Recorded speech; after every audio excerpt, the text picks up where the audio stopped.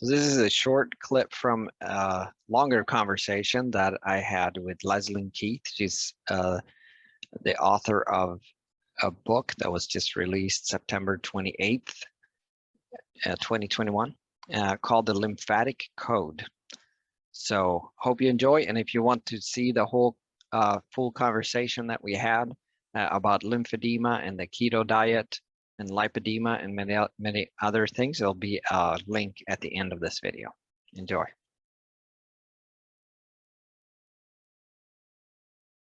So let's start with, what about the cholesterol? That probably comes out first. So you're telling me I'm going to eat saturated fats, animal fats, and isn't that going to clog my arteries and cause heart attacks and strokes? Mm-hmm.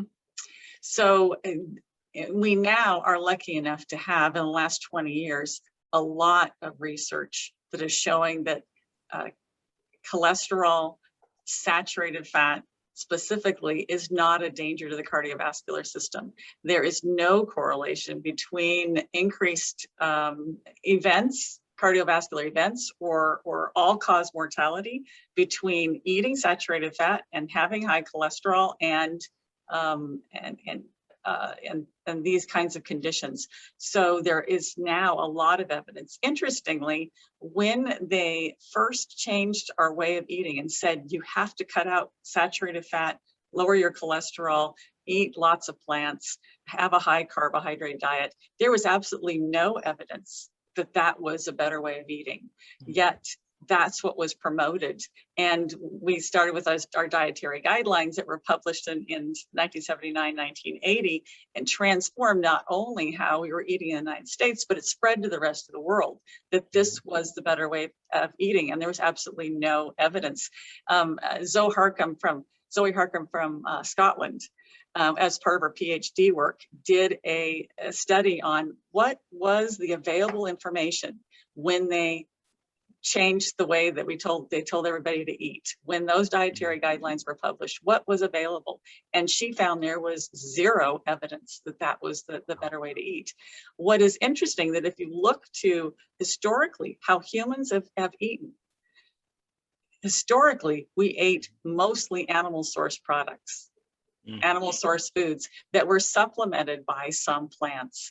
So prior to agricultural, the revolution where we started, having these huge fields of plants and increased our production of that, we subsisted, and there are still primitive cultures that still subsist on a mostly animal sourced diet. And particularly if you're in areas where it stays quite cold for most of the year, there wasn't plant sources of food for 9 months of the year. And so during that time, they didn't eat any plants. So this is the way that humans developed. And one of the ways that we got our big brains was because we ate lots of fat, and we ate animal sources of fat.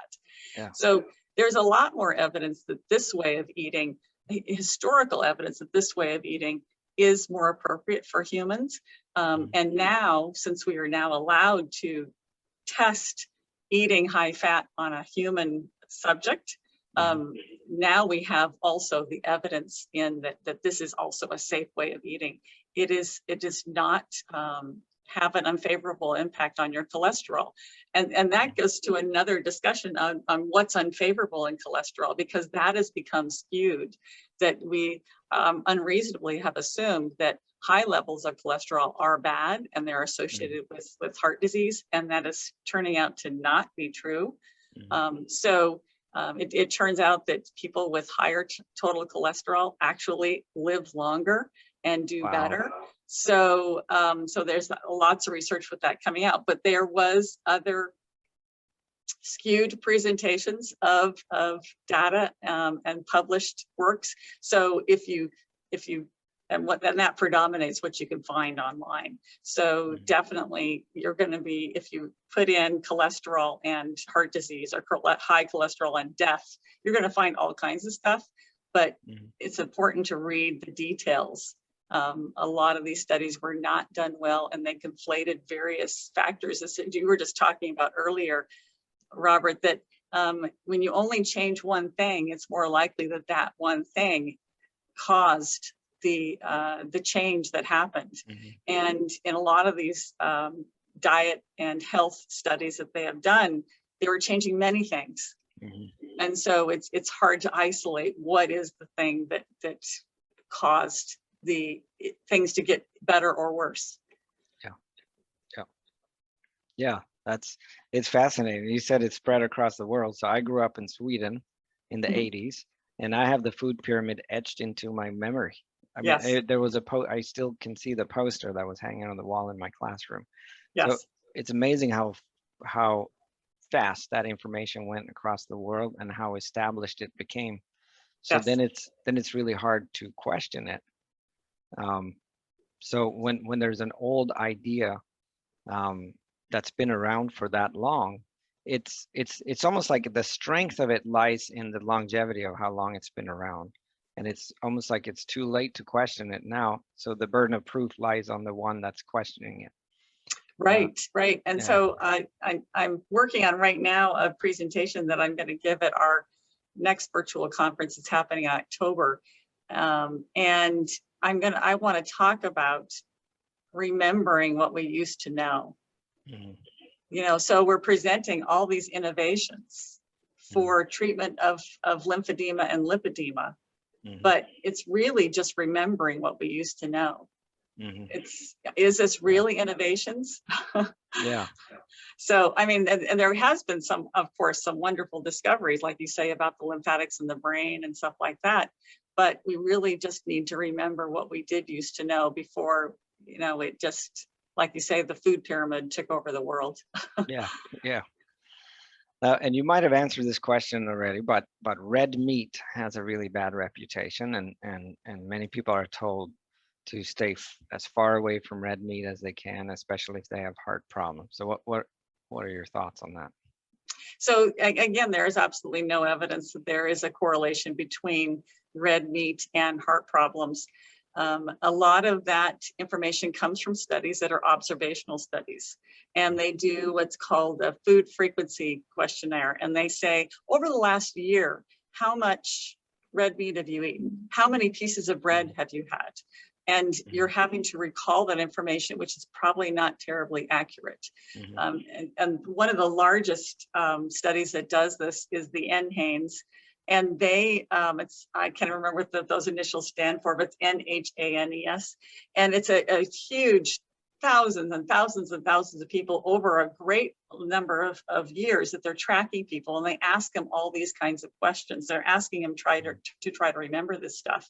And so as several epidemiologists have looked at those studies and said the answers that the majority of people are giving on those studies is not compatible with life. What they're saying that they consume, they could not be still alive, as far as they're not eating enough, they're not getting all their essential, nutrients, or, so it's not compatible. So those kinds of studies are very, very skewed. And so you have to really look at these types of studies. If you're trying to recall what you ate over the last year, can we really, accept that as hard evidence? Now, if you're doing something where you're logging as you eat it, you're putting stuff down, that would be a much more accurate thing. But then also you need to be able to track, is there anything else in your life that's happening? For instance, some of these studies that said that red meat was bad, it was also if they were smoking. I mean, so I mean, what else is happening in that person's life? So it's nutrition studies are very, very hard to do well. You can do them very well on animals because you can control everything, but humans, you simply can't do that, and we shouldn't do that, right? So it's very, very hard to get good data from human nutrition studies. And that's kind of been part of the problem, is a lot of the conclusions have been drawn from correlation, meaning two things happen at the same time. Doesn't mean that one thing caused the other thing. Right. And, so what I like to say is that obese people wear longer belts than lean people. Yeah. Therefore, do longer belts cause you to be obese? No, they're just associated with each other. Yeah. So there are associations and Yes. correlations. Yeah. And so yeah, that realization was one too, because it's hard to kind of get over the idea to say about, well, we've been taught this for so long. Like how could we just all of a sudden be so, or how could we have been so wrong? But that I think is a big part of the explanation once you look at how the advice was, how we came up with that advice, and that it was mostly from association and correlation, not from Yes. really. And like you said, even if you begin with how you gather the data to begin with, and if that is not an accurate way, then the data doesn't really mean anything. Yeah. And the other thing that happened with a lot of those studies is that, and this is something that we all have to be careful of, that we have our own biases. We think this is the way something is going to go, and therefore we zero in on something that supports our hypothesis. So I'm very, very conscious of that, and hopefully don't want to do that, because I do believe so strongly that a ketogenic diet is the healthier way to eat. But I don't want to ignore anything that might be contradictory to that. But what happened in a lot of these studies, coming from the 50s on through the 80s, is that they only used the data that agreed with their study, their hypothesis. You know, the ones with Ansel Keys, you know, where he published this data on the 7 country studies. Well, there was actually 22 countries that he looked at, but the data that fit his hypothesis was only in those 6 countries.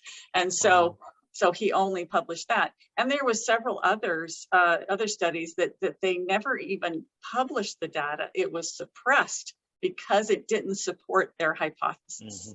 So they ran an excellent study, but it didn't come out with saying that saturated fat or cholesterol was bad for you. And so they suppressed it. And some of these studies are now just, 20 years later, we're getting the information about that.